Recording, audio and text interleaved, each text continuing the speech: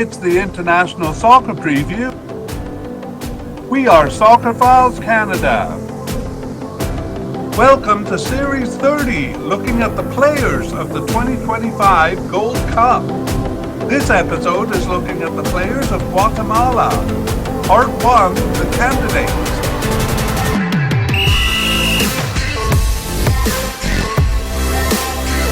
Here we go. We move on to Section 3. And in Section 3, we welcome new listeners who are just joining for the short version of Part 1 on Guatemala's players here. So I'll speak to those people briefly. In the full version, we introduce the candidates and their likelihood of making the squad. So if you want more details, basically on why we put them in the category of likelihood that we did, and also for some career biographical information on the players, you can listen to the full version. And in this version, we're just going to do a quick review, and that's what it'll be to people who have listened to Part 1. So I'll just say we're not concerning ourselves here with the with predicting starters. That'll be kind of our focus in Part 2. Here we're just listing the candidates and their likelihood of making it. So here we are back at the top of the list, and we have manager Luis Fernando Tena. He's been their manager since 2021, so really is the only one in the picture, and we don't see them getting rid of him before the tournament. However, I should say he made a lot of changes for the March 2025 game, so we're not really sure what motivated that. Anyway, goalkeepers, we had no candidates at the definite level, but we have 3 likely candidates: Nicholas Hagen, who's an injury concern that we'll talk about soon, Freddy Perez and Kenderson Navarro, and then 2 possible candidates, Kevin Moscoco and Luis Moran. We're not really going to talk about the players or mention the players below that level unless there's a reason to, but we did actually talk about seemingly off the squad Ricardo Jerez, because he's kind of a veteran that has recently left the squad. Okay, and yeah, there too in the goalkeeper situation, some changes in March, which in Part 2 will make it a bit difficult to predict. Well, not so much the starter, but probably the backup keepers. Anyway, we move on to central defense. We have a definite candidate in Jose Carlos Pinto, a likely candidate in Nicolas Samayoa, and a possible candidate in Kevin Ruiz. That's all we have, which is very thin for central defense. In Part 2, when we summarize the positions and who's been occupying them, you'll see how that has played out. But just 3 candidates on the list there. For left backs, we have 2 definite candidates. The first is Jose Arden, and the second Jose Morales, sometimes called Jose Alfred Morales.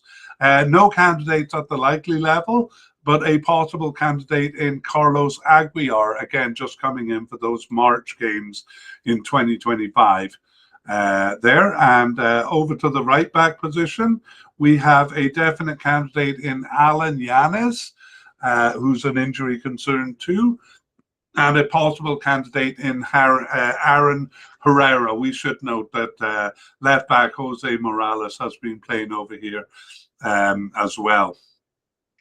On to the midfield, and we begin with defensive midfielders. We have quite a few of those. 2 definite candidates. Ooh, I'm just trying to get the graphics to behave here. Right at the top of the page there, Oscar Castellanos and Jonathan Franco are 2 definite candidates. A likely candidate in Rodrigo Savaria, and then 3 possible candidates: Jose Rosales, Marco Dominguez, and Jorge Aparicio. Jose Morales just coming in at the end there. For central midfielders, oddly, we don't really have many names, any names here, just 1 who seemed to be off the squad, which we won't mention.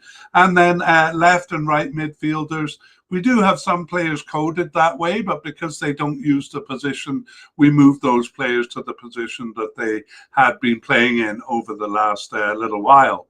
So we move on to the attacking end of the field, and we began actually with a versatile attacker in Oscar Santos.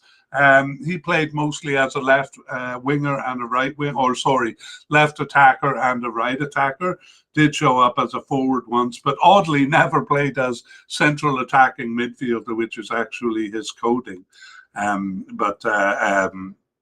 Oscar Santos, a definite candidate to be named to the squad. We think. Okay, left attackers. We have a definite candidate in Elmer Cardoza, and likely candidates in Carlos Mejia and Rudy Munoz. So 3 candidates over there. And on the right side, right attacking position, we have no definite candidate, but 2 likely candidates in Nathaniel Mendez-Lang, pretty much a definite candidate, I'd say, and also likely Olger Escobar. That's all we have there for right attackers. Guatemala does use a 4-2-3-1 formation in quite a lot of their games. So we have central attackers, central attacking midfield position being used quite a bit. Here we have Pedro Alton, actually coded as a left midfielder, but we'll probably change that going forward. Pedro Alton, even though he's not much of a starter, a definite candidate to make the squad, we think. And really the starter is Alejandro Galindo, but we've moved him down to likely level for reasons we talked about in the full version. Those are the only 2 candidates here. So we move on to forwards. No players coded as secondary striker and the position not used. So we go directly to forwards. Guatemala uses a single forward in about 75% of the games that we looked at over the period. And the main man is Rubio Ruben, sometimes known as Rubio Mendez. He's a definite candidate. We have 2 likely candidates, Jose Carlos Martinez, although he is an injury concern, and Eric Limas. And then we have a possible candidate in Darwin Lom, who has been slowly drifting off the squad over this period. Okay, those are all the candidates. Let's move on to our second order of business, a review of injuries. And we will start with right back Alan Yanis. Actually, he and all the other players in this category are coded as likely. And that likely coding did not take into account their injuries. So Alan Yanis, a right back, he is out with a broken tibia from early April, an unknown return date, but that seems serious enough that I don't think we can expect him back. I'll put him as an unknown here, unknown return date, but probably will be out of contention. So they're having a bit of trouble filling the right back, which is why Jose Morales has been playing over there quite a bit. The next candidate, Carlos Mejia, the left attacker. He was out with 2 injuries for the last 7 games. The last of those was a knee injury for the March 2025 games. However, Carlos Mejia was recovered and back playing in mid-April. So we can say Carlos Mejia is recovered from injury, which is good news. Once again, he was a likely, he is a likely candidate.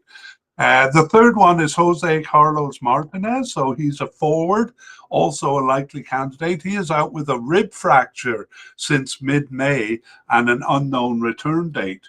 So once again, we might have to get closer to the cup to get a better sense of when he's returned. He's currently listed as an unknown return date. Okay, those are the 3 injuries to keep an eye on.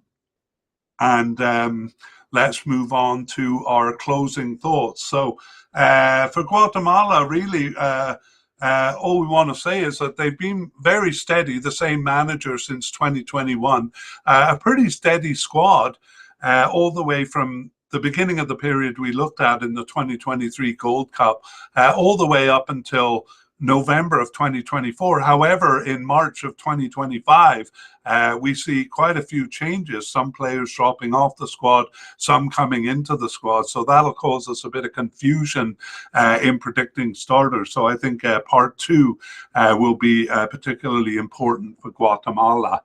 All right, that is it. And the last order of business here is previewing part 2. So when the squad lists are published, and we know who was on the preliminary squad and the final squad, we're going to do part 2 and go through the list that we created here in part 1 and tell you who is on the team and who isn't.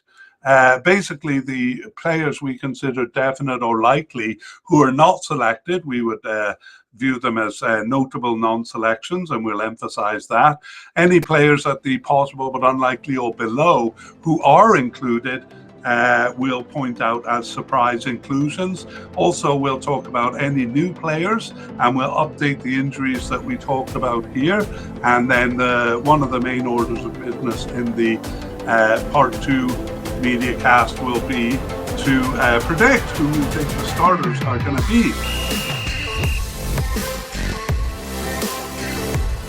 We would like to thank Future Bass for the wonderful music you hear in this podcast. The title is called Alone.